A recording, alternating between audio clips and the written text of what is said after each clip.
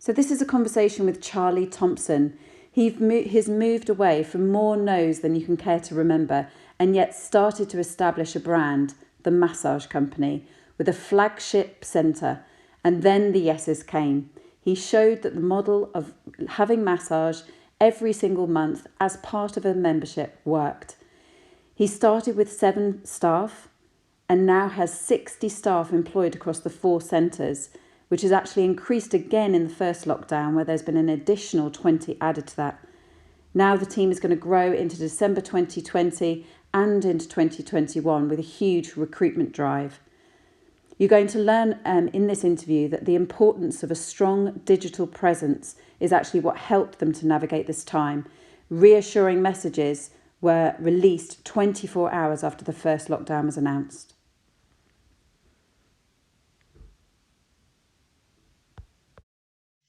Okay, so this is a conversation with Charlie Thompson, an incredible career in the spa industry, but it's Charlie's latest venture that I really want to put some focus and attention on today. It's all about massage, quite pure and quite simple. He's the co-founder alongside Elliot Walker of the Massage Company, where they have a vision to bring high quality massage and make it accessible in the mainstream. And they want to make it accessible rather than just once in a blue moon kind of massage to more of a once a month commitment in a membership. This is a fantastic franchise business, and it's the first centre that actually was opened in Cambley back in March in 2016. 11 months prior to that opening, I actually met Charlie for the first time in London. And it was then that I became really inspired by the mission, and I wanted to, sign myself up. So really, ever since then, we've had a wonderful relationship, getting to really educate massage therapists and, expand and grow wonderfully the massage company. So welcome, Charlie. It's great to be on the call. Thank you, Claire, and thanks for your support of the project. So I'm delighted to be part of it. Yeah, no questions. So let's dive straight into the first question. So if we start talking about making massage mainstream, can you talk me through that concept and obviously the opening to the first centre in Camberley? The background of any project, and we're the same, is to understand what the potential is. And so for us, Elliot, myself, we knew that the UK therapy industry was far smaller.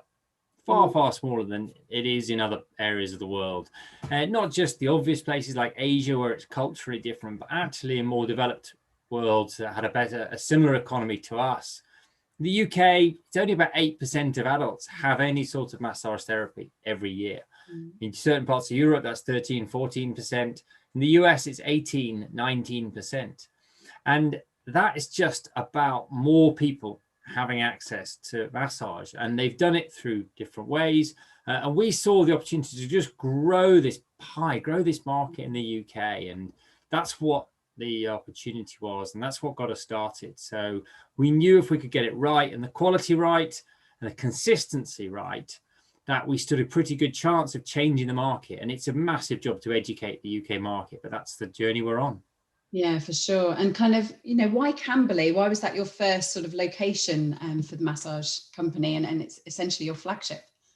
Well, it is our flagship, absolutely. So it's the longest serving centre at the time of recording this in the end of 2020. It's been open 4.5 years, and it's been the centre of our development of our training. Technically, it's in a great location. It's a commuter town just outside London. It's easy enough access to the right number of chimney pots that we need, the right number of houses to bring the consumer base in. But also, actually, there's just a bit of fortune about it as well. We were a startup 5 years ago looking for premises, 5.5 years ago, looking for premises, looking for properties that would allow us to develop a fully professional massage therapy centre, 12 to 14 rooms. So people who understand space, it's about 3,000 square feet, 2,500 square feet is a minimum. And landlords wouldn't give us property, but we found a private landlord. They were convinced about our potential. And now, all the major shopping centres around the country want to give us property. So things change really fast. And it's a really interesting message, actually. Just keep your positivity, and actually never kind of get on the wrong side of people, because actually right at the beginning, those people who really couldn't support us are now incredibly supportive. Yeah. Don't sort of fall at the first hurdle, which is the nose, right? It's definitely not that, but also Cambley, Cambley was within touching distance of London. For me personally, I set a personal limit of 1 hour travel to get to it. I said no more than that. I've got a family, a 15 and 16-year-old daughter, and 5 years ago they were obviously 10 and 11. So it's a definite decision to balance that off against each other. But there was just that finding somewhere that would work, and Camberley's been a good blend, and it's not a particularly sensational town in itself, but that was part of the beauty of it, is that we knew if we could make it work there, we knew it would work in far easier places. Yeah. And actually, having traveled there many times, you literally fall off the train and you're there. You've got the car park right opposite you. You've got, the elderly care home behind you. You've got the shopping centre. I mean, it's tick, tick, tick, tick, tick when it comes to location. So I can, absolutely see why you took it there. So can I ask how many staff, now work across the centres? Because obviously you've grown since that very first centre. How many does the massage company employ at the moment? Yeah, so we employed 6 when we opened in March 2016, plus someone new on the front, so 7 in total, and myself. Now we employ over 60 people across the 4 centres, so Camberley, Tunbridge Wells, High Wycombe, and Sutton Coldfield, and the number is growing even since the reopening since the sort of first lockdown in 2020. We've employed over 20 new people. Since that's happened. We're recruiting right now for when we're about to restart. The filming of this, we're about to restart in December 2020, and we've got plans to recruit quite extensively. Some secret plans that are going to be coming out in the next few weeks to recruit quite majorly at the beginning of 2021 for good reason. And can I ask that, obviously, if somebody's watching this and is thinking, I want to be part of this, is there a few key things that you're looking for with, in a therapy team? So if you're looking for, as a therapist, I mean, the different roles. So massage therapist is the if you like, the role we have the most people working for us. What we look is for people who have got a really solid grounding in massage therapy, who are really willing to get involved in a brand rather than just do something themselves. They've got their own strong views about what they do. You need to keep away, because you have to do it, our way when you come and join us. But in return, you get a huge amount of training. So we get a lot of people who are very experienced and looking for a full column of work. They can walk home at the end of the day, the job is done. Or we get, at the other end of the scale, we get people who join the industry fairly new. So they're learning on their way up, and actually both work really well together. So that kind of works quite efficiently. And then we have front desk team. We have membership sales supervisors. They are a blend of customer service.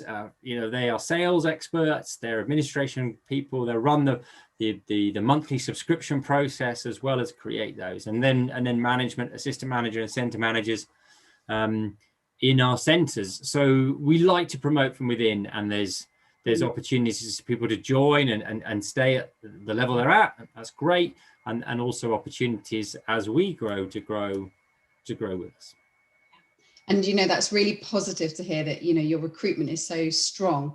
At a time like this, when we sort of rolling into our a second lockdown and during a pandemic, that's incredible news to hear, and it's great to hear positive news. And we'll talk a bit more about that in a moment. Can I ask what key things have created such rapid growth in TMC? Because if you think about, TMC is my play name for the massage company. So, what led to that kind of growth? And I remember when we joined, you had a very clear plan, and you knew how many centres you would have opened in what period of time. But can you, I guess that planning has got a big part to do with your success. So the initial job was to show the model would work. So the first 12 months in Cambley, we had to prove that people would come, that we could deliver great quality consistently, and get people to sign up to a monthly subscription, like a gym. So our model is based on 1 massage per month for a fixed price of either $49.95 or $59.95 in most locations, and that gets you 1 50-minute massage a month. So we were able to prove that in the first year and award our first franchises at the end of the first year. So then we had two sections of growth. One is an ever-growing number of people coming for massage, and then the second is a growing number of franchisees wanting to open their centres. So we run two distinct businesses. And the growth came because we proved we could deliver really consistent quality through an ever-growing team. That was based around the training program. Of course, you were involved in that, in starting up parts of that, and getting not only the quality of therapy, but also we offer additional upgrades. So hot stones, aromatherapy, your blends, and also the scalp massage and a foot treatment. So you can always create upsell. Yeah. That's the secret as well. It had to be commercially successful. Just having great treatments that people enjoyed isn't good enough, unfortunately. You have to make the quality good enough and the price point good enough so that it's commercially successful, so you can invest in more training, invest in more staff.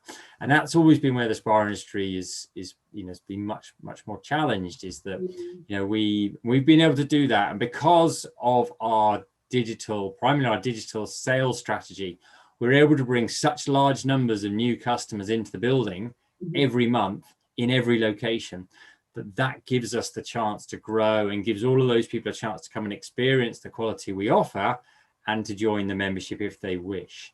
And it's that unique part of what we do. It have to set ourselves up. We have to invest heavily to it. But because we knew that was what we were after, right from the start, that's why we were successful. And we were really clear that we only have 4 massages, we only have 4 upgrades, we don't do anything else, and we have a very simple pricing. And because of that, people have understood what we do, and we can explain it clearly. And so that makes it work. And there are a ton of other things that just make the whole model work together, but those are the main ones. Yeah. And so when it comes to the franchises, do you have any sort of dream locations for the future?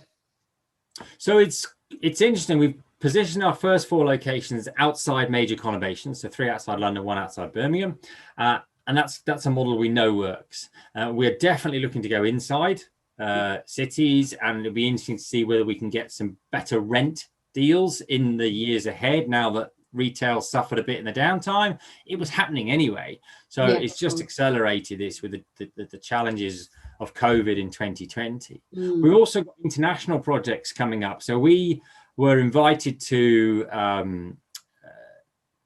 grow into India. So this actually is the major India master franchise owners came to us, said, no, we'd like to take this concept into India.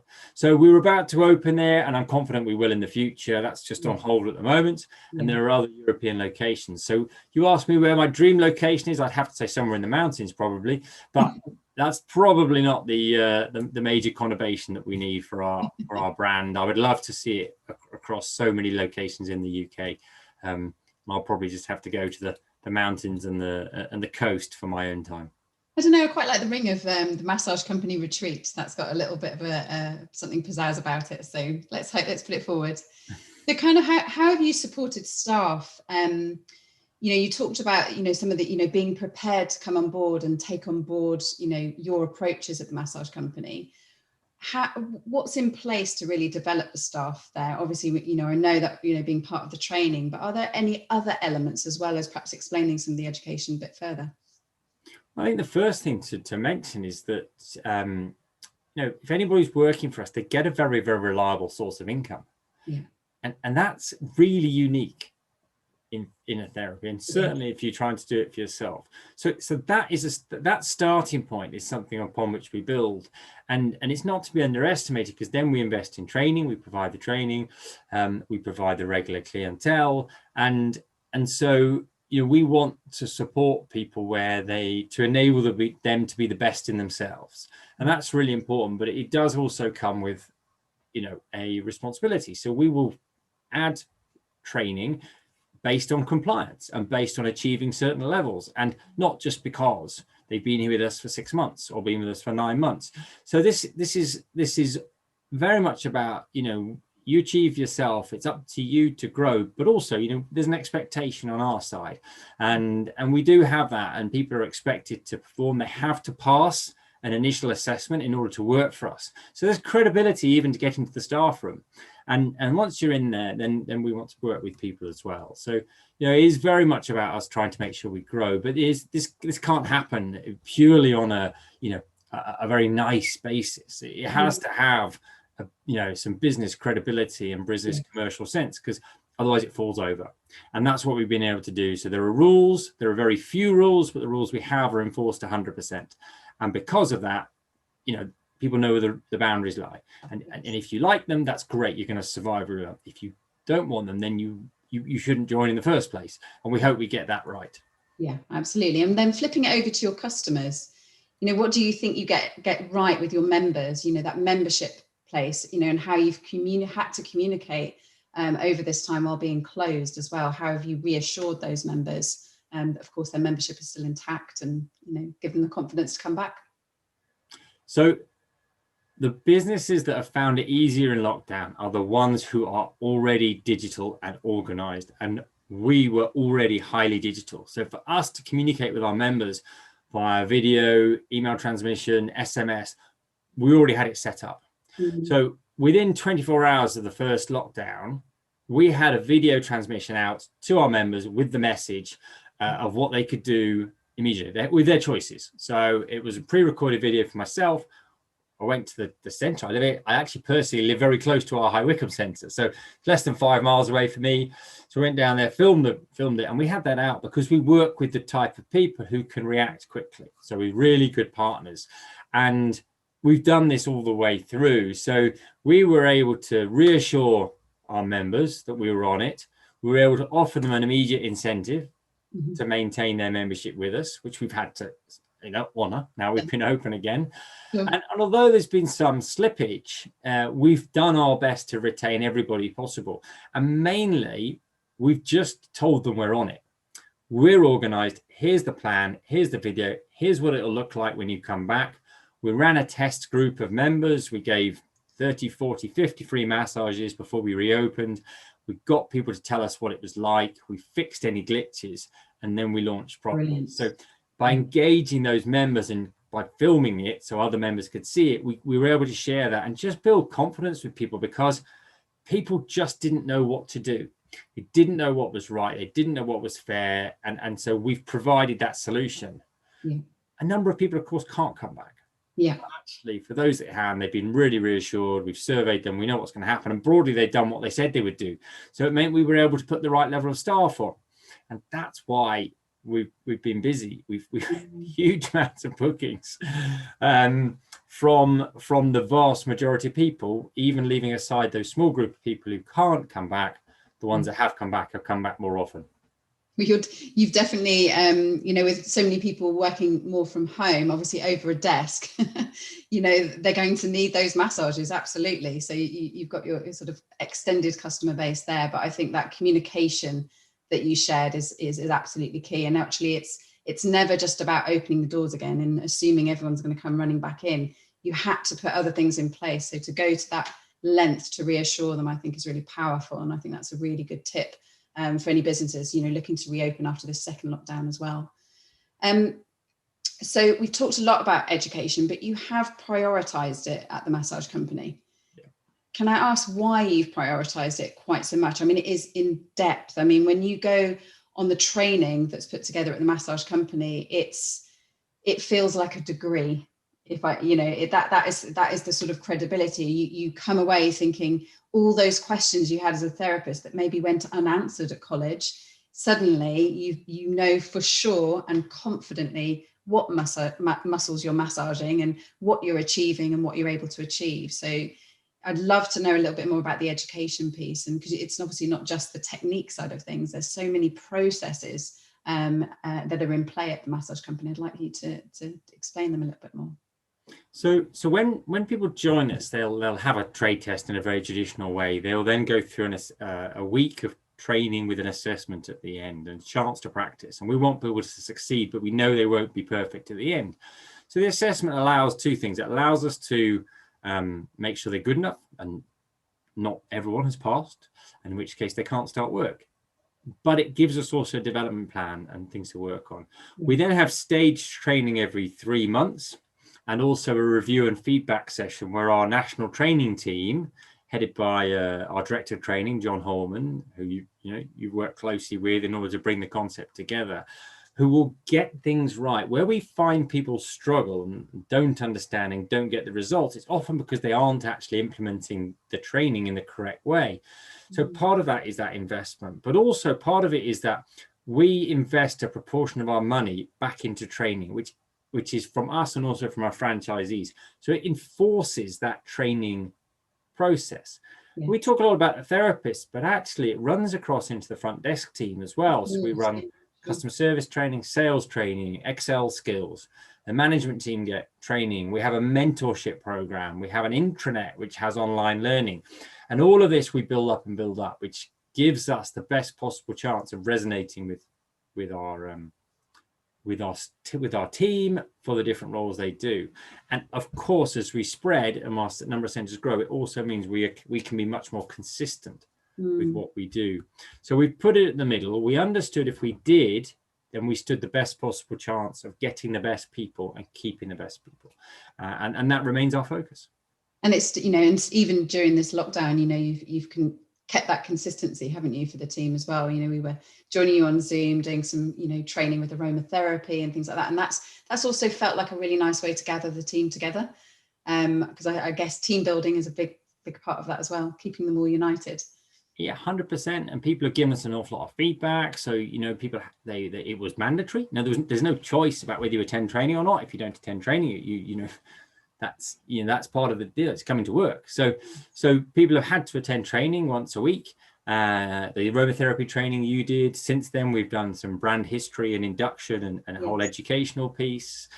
We've also run a whole mindset 2021 session with a business coach and TV presenter and life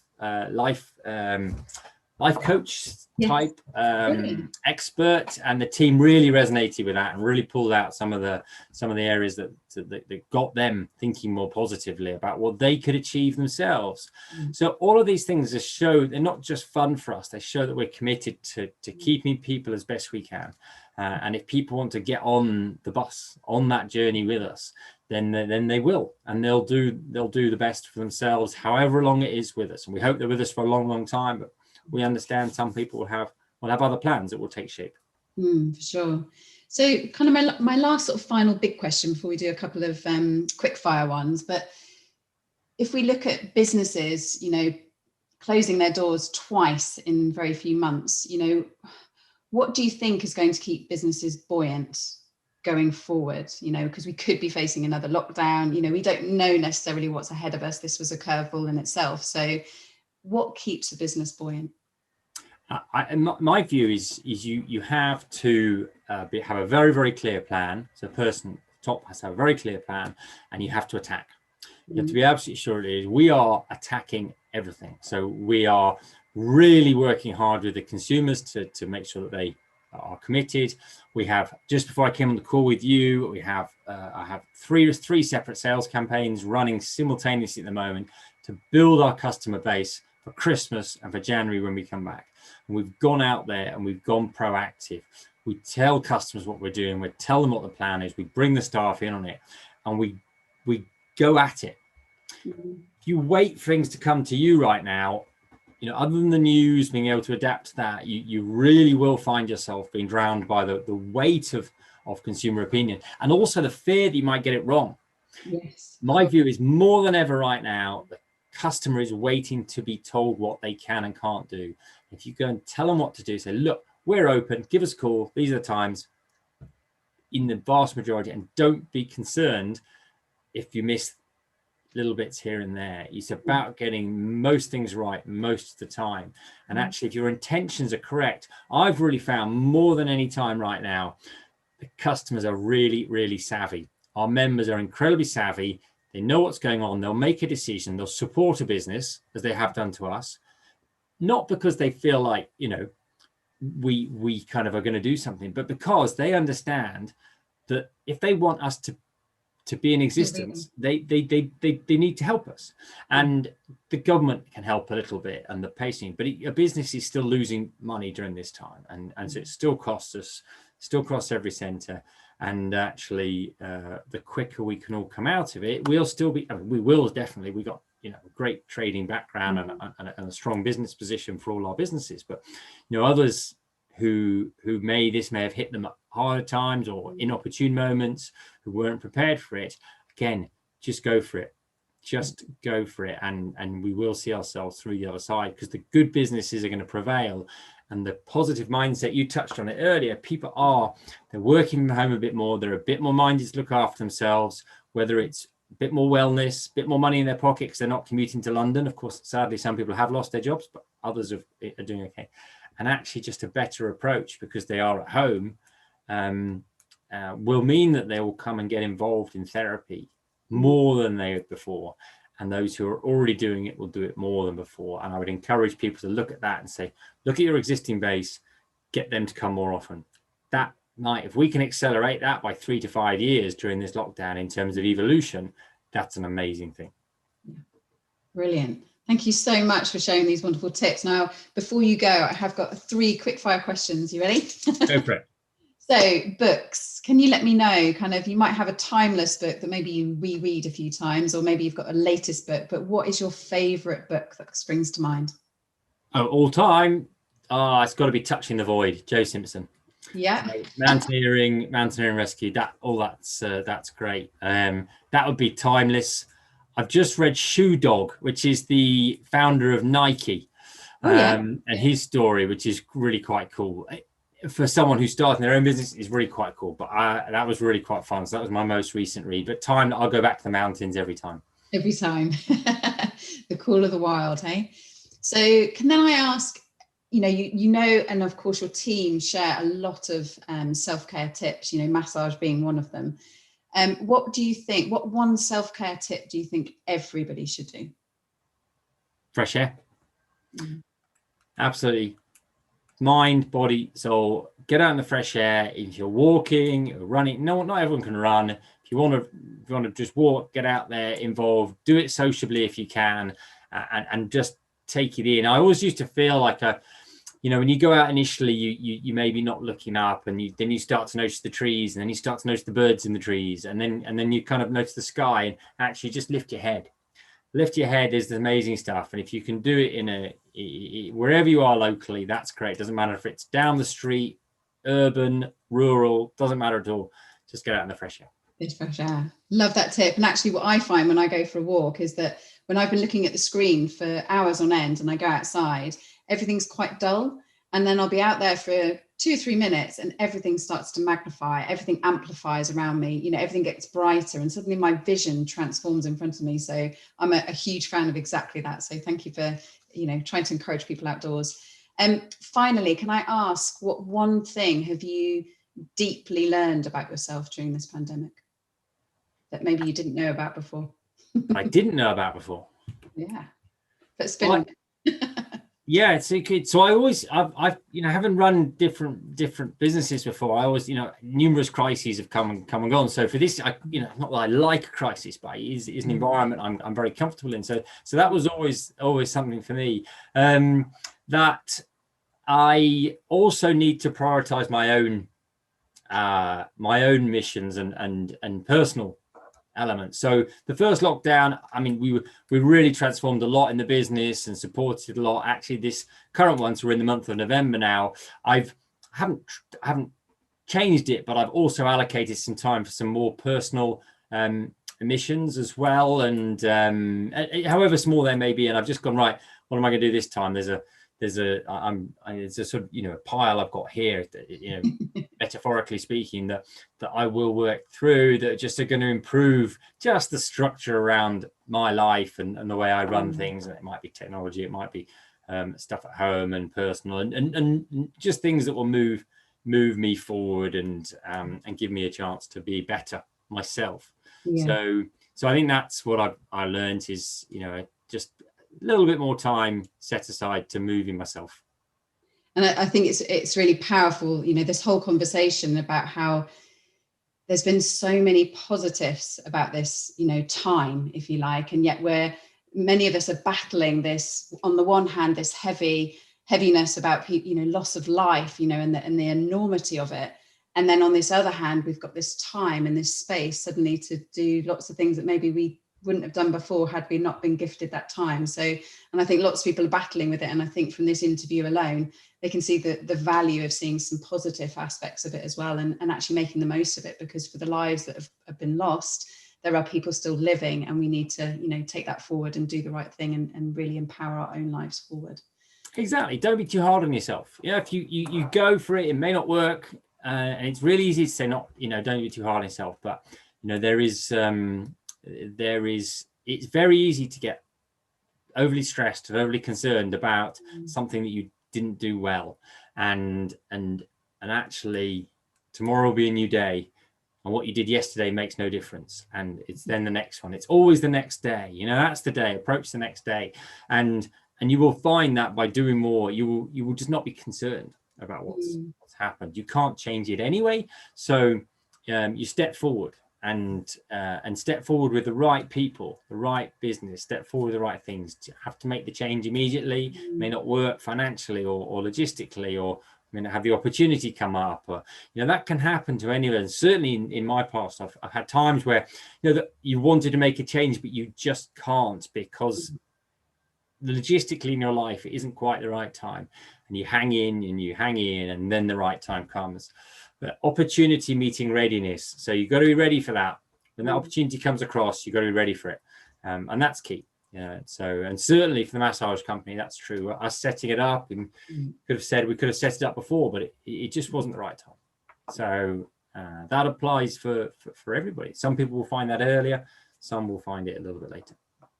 Brilliant. Well, on that note of, you know, best foot forward, 100%. Thank you so much for being here, and just, you know, being part, you know, to think that, you know, the Hunger Project has an incredible mission, you know, within our lifetime, you know, to end world hunger by 2030. So, you know, to be part of that, to be putting some funds in the pot to support that mission, you know, that's why you're here, and I really, really appreciate it. Thank you so much for your time.